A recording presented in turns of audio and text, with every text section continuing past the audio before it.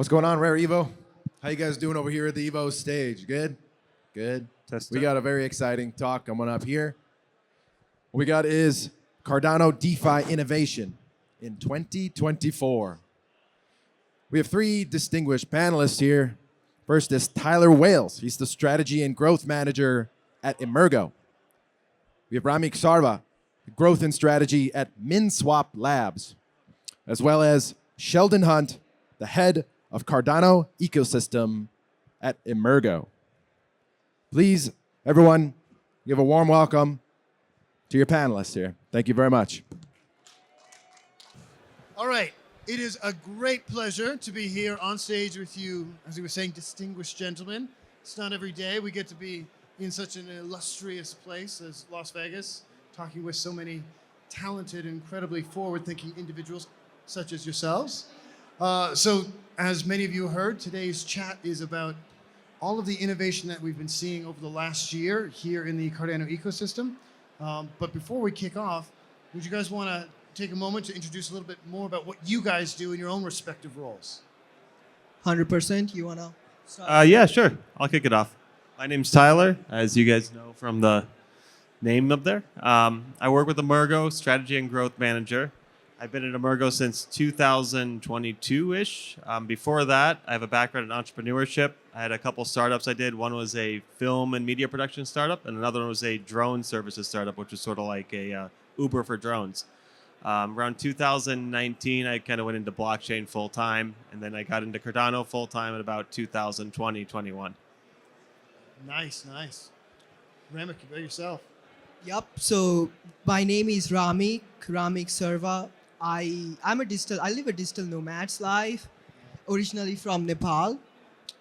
Basically, profession-wise, I'm a growth advisor. So 6 years in crypto marketing, Web3 marketing, and the last 3 was laser focused in Cardano DeFi. Right now, I work with Minswap Labs. Very cool, very cool. Well, yeah, so myself, yeah, as you guys have heard, so I am the head of the Cardano ecosystem with EMURGO. It's pretty crazy to have such responsibilities. It's a little bit wild, so it's all-encompassing, very exciting. So really about business development, partnerships, helping the ecosystem get supercharged. And on that topic, a big element of the ecosystem is DeFi, right? We've had a lot of evolution that's taken place over the last little while, but I wanted to kind of throw it to you guys and get your thoughts on like, how did we come to be here in 2024 with Cardano DeFi? What's a little bit of the background on the story of Cardano DeFi? So I'll take over here because as I mentioned earlier, I represent Minswap Labs. So DeFi basically starts with having a DEX, kind of like that. So Cardano DeFi started with Sunday Swap. Sunday Swap was the DEX, the first DEX in Cardano DeFi, which basically kicked off DeFi. When they launched, there was so much craze in Cardano DeFi that users were waiting for days for their transactions to be processed on Cardano using Sunday. So that's how basically Cardano DeFi started. And then there were like some other people as well in the ecosystem, in the space, who saw these 2 or 3 Vietnamese guys, developers from Vietnam. Nobody was talking about them. They kind of came together, saw this problem with Cardano DeFi, and started a DEX, which is today known as Minswap, the largest DEX on Cardano DeFi. So it's been a very fun journey so far. And when they built Minswap, they had already lost the first movers advantage because Sunday was already there. So they wanted to get into the market as soon as possible to kind of get the craze off of Sunday, get the orders processing faster. And when Minswap launched, it was way faster. I won't say very, very much faster than Sunday, but it was comparatively very fast than what Sunday was doing. And there were so many technical improvements as well to Minswap contract. But what happened is there was a bug in the contract, which was identified by actually Wing Riders, a competitor to us. And I was talking about this the other day with a person, and they were saying basically Minswap was hacked. No, it was not hacked. There was an identified bug by one of our competitors, and the discussion wasn't very well, but we later fixed it, moved it, and everything is secure now. And Minswap V2, it took like long time, but the focus is on security at most. So, do you want to talk about the other part of DeFi? I will. I think you summed up the history very well as far as with the dexes. I would go a step back even more than that, whereas DeFi really is really about the decentralized exchange of value, right? And if you look at the decentralized exchange of value, just peer-to-peer payments in ADA might be DeFi. When Cardano launched native assets and NFTs, that became almost a DeFi experience when people were buying and selling NFTs back and forth with one another. There were NFT marketplaces. Obviously, DEXs, where the decentralized exchange came into place with Minswap, Sunday Swap, Wing Riders, etc. And that's sort of the foundation of DeFi. The next step is when you actually get lending protocols, when you get like the liquids. You get synthetic asset protocols like Indigo protocol, which allows you to create a representation of an asset with crypto as its collateral. So, for example, Indigo has something called IUSD, which is a crypto collateralized dollar that's backed by ADA. They also do BTC and Ethereum as well. So those are the first step is, yes, the native assets, Cardano native assets. From there, you start to introduce lending protocols like Liquid. Then you have your synthetics protocols like Indigo. There's additional protocols now, I think, in the ecosystem. There's Fluid, which allows you to use NFTs as collateral to take out loans. There's Levy Finance for another lending protocol. And that's sort of your lending, peer-to-peer lending on the blockchain. And that's kind of where we're at right now from the beginning. We went from NFTs to native tokens being traded to lending and borrowing, and then synthetic assets. And we're really looking to see what's going to happen next. Cardano also has some stable tokens, but the liquidity there is still building. And that's like the current state of things right now, I would say. Yeah, and just to add on what Tyler said over here, Fluid token, like there is something fundamentally different about Cardano. There are several advancements compared to other blockchains. So there are some projects that are actually only possible on Cardano. Fluid is one of them. So there is also some other aspect to Fluid that you can use it for. So for example, you can rent and borrow ADA staking rights and rewards as well, which is pretty crazy when you compare the use cases of how it can be done. So just wanted to mention it. Yeah, no, that's a great point. The ability to separate the value of ADA from the actual value that ADA can accrue through the staking rights associated with it. That is really interesting because with Ethereum, they were trying to solve the opposite problem. With Ethereum, you have to lock your ADA to actually earn staking rewards.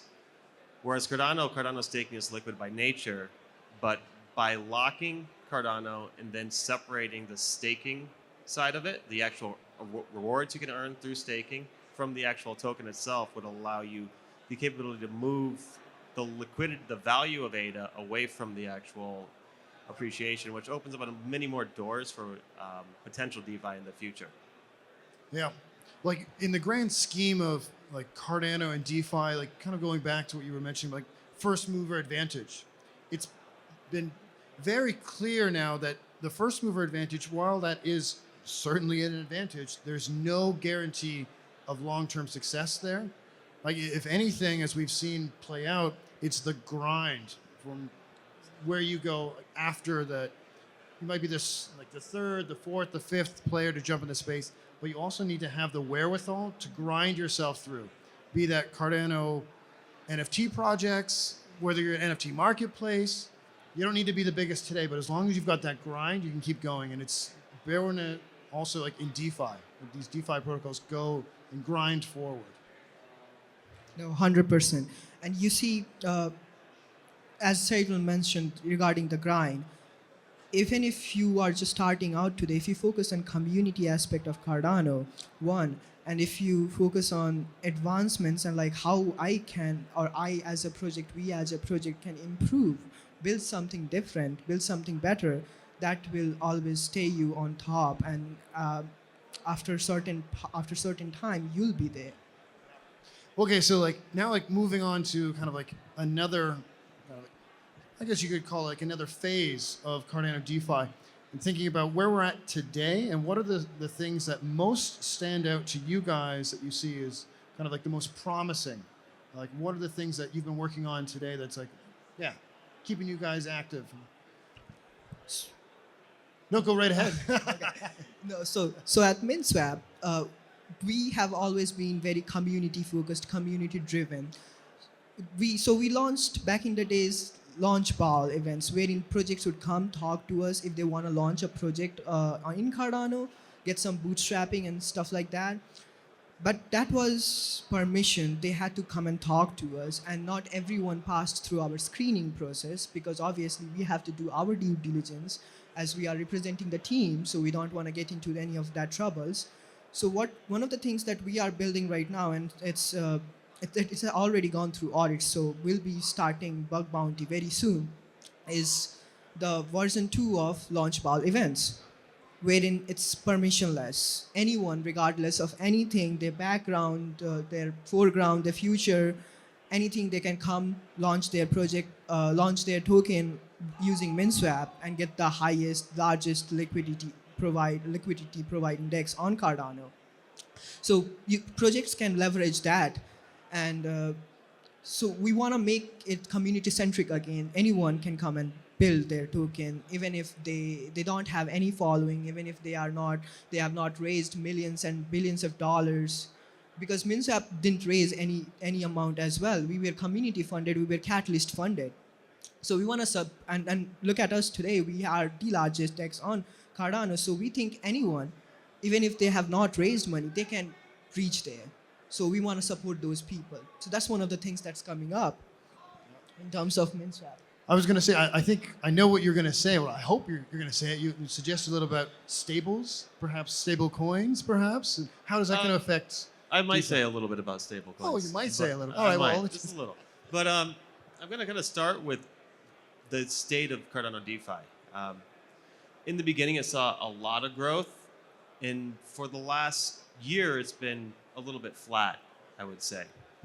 And there's definitely been this kind of need for more liquidity in the ecosystem. We want more action in the ecosystem. We want to activate more users. And the big question is, like, how do we get there? How do we activate more users? Some people would like throw around, it's like, oh, we just need a stable coin. We need USDC. We need another stable coin. And a stable coin in the ecosystem itself doesn't necessarily mean more liquidity, especially if we're in a market where ADA feels like it might still appreciate more. People want to hold ADA until they feel like it's fairly toppy, and then they might want to go into a stable coin. So then the problem becomes, how do we build liquidity in a stable coin when everyone who wants a stable coin want to hold ADA or want to hold another Cardano native asset?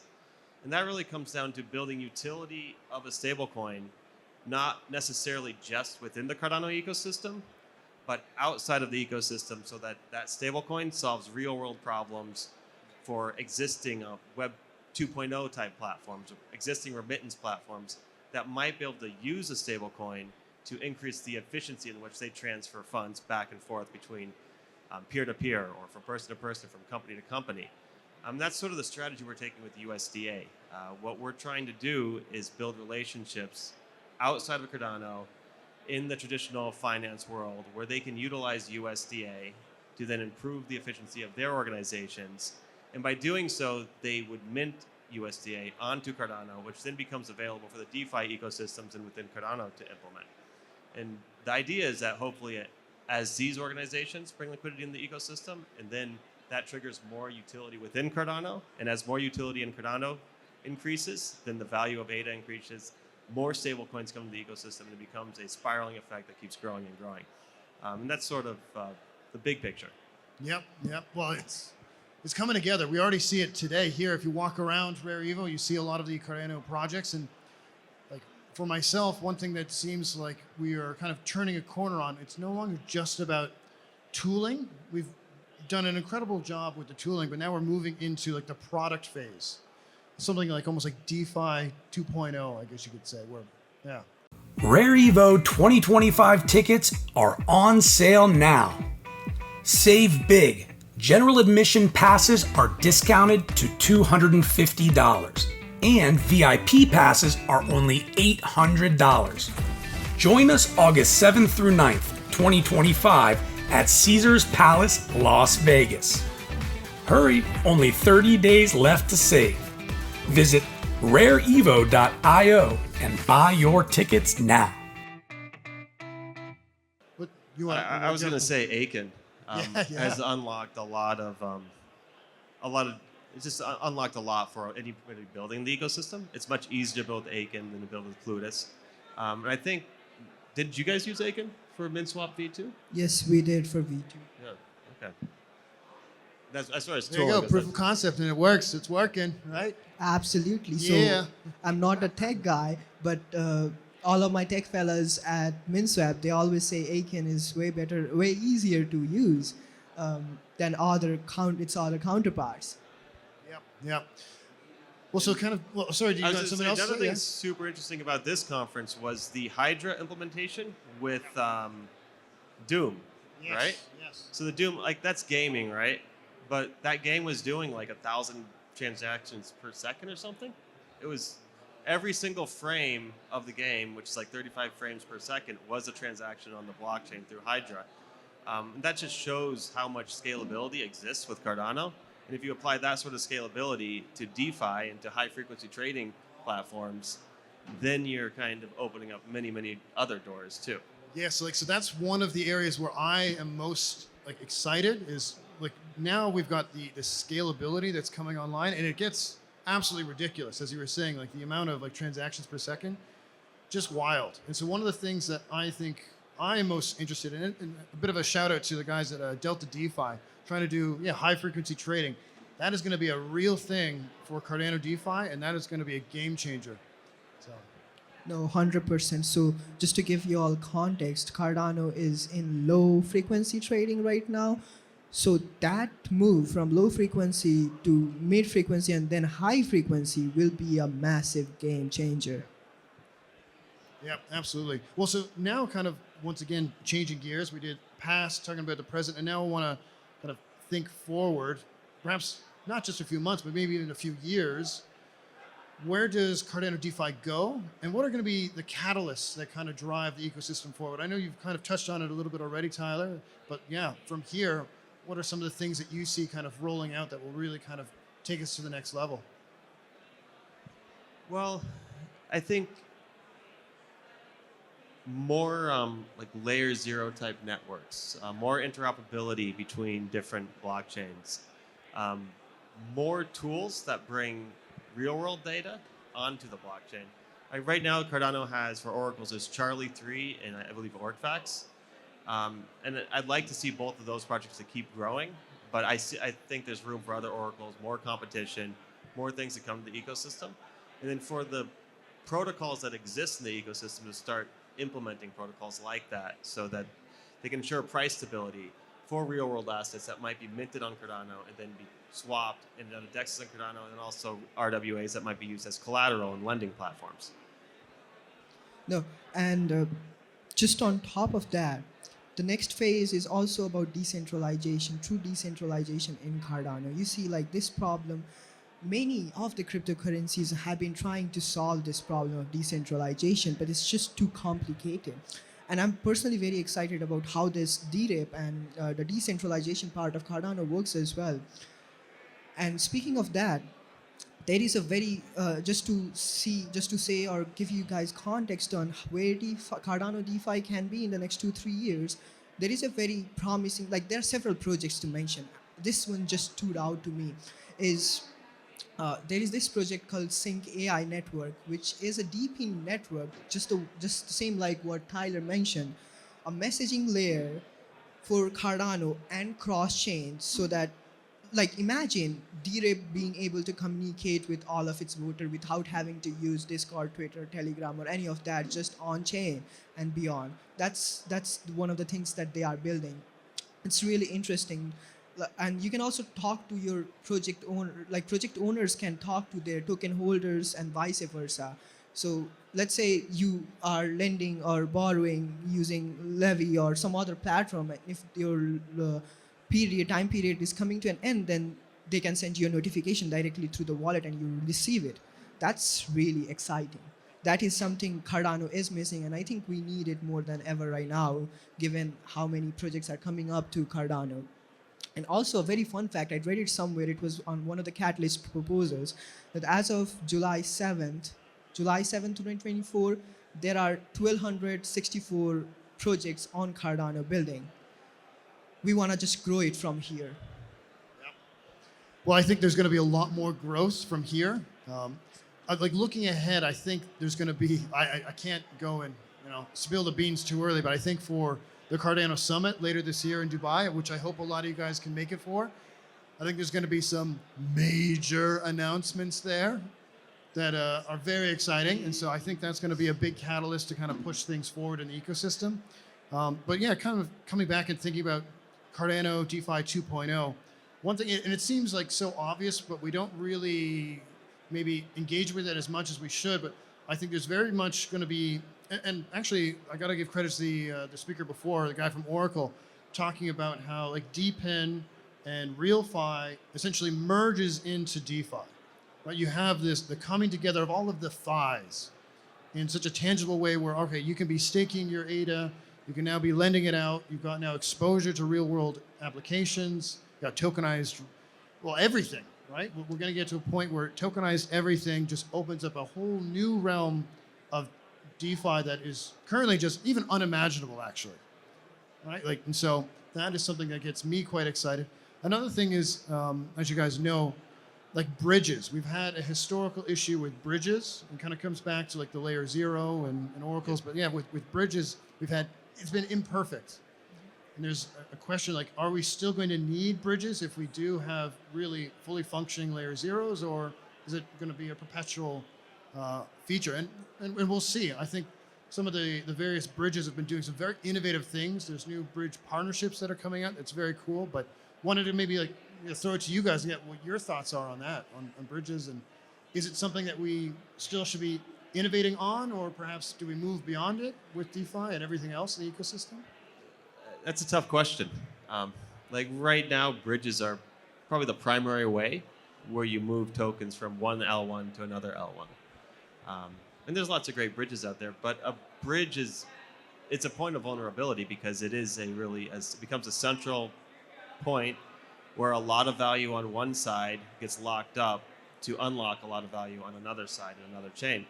So as you bridge more and more, let's say USDT into Cardano, let's say if you did that, then the more USDT you bridge into Cardano, the more that's locked up on, let's say it's coming from Ethereum on the ETH side of it.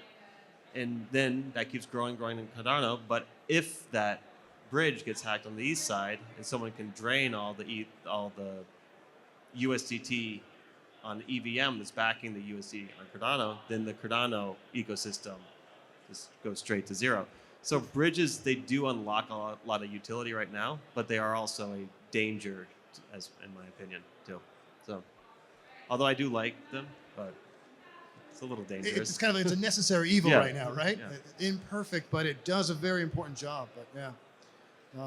Well, just being like mindful of time before we wrap up, I wanted to kind of like see if you guys had any kind of closing thoughts. Anything you'd like to kind of tell the audience here today or watching from home?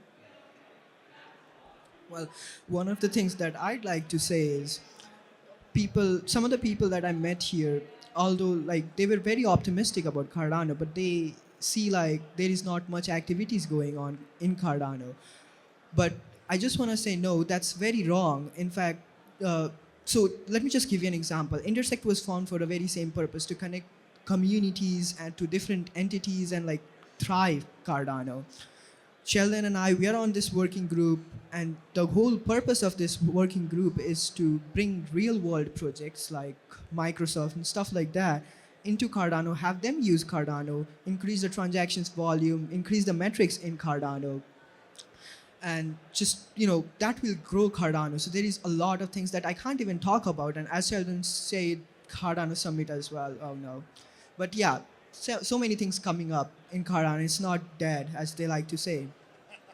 More than a ghost chain. Yeah, what I would say is that a lot of times we overestimate what we can accomplish in 2 years, and we underestimate what we can accomplish in 10 years, especially with technology.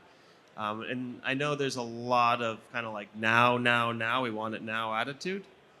But just please be patient, support the builders in the ecosystem. This is a very strong community, and I'm confident that together we will all deliver. Yep, and on that, let's build Cardano together. So keep it up, everybody. Keep doing all the wonderful building. And wonderful to be here today. Thank you, everybody, for being in attendance. Thank you, everyone. Let's get out there. Cheers. Thank you all. Thank you, thank you. Enjoying the event? Fire up that wallet and delegate your ADA to Rare Stake Pool. For over 3 years, Rare has been committed to providing high-quality staking services. And we're now Chang Hard Fork ready. Thank you for your support.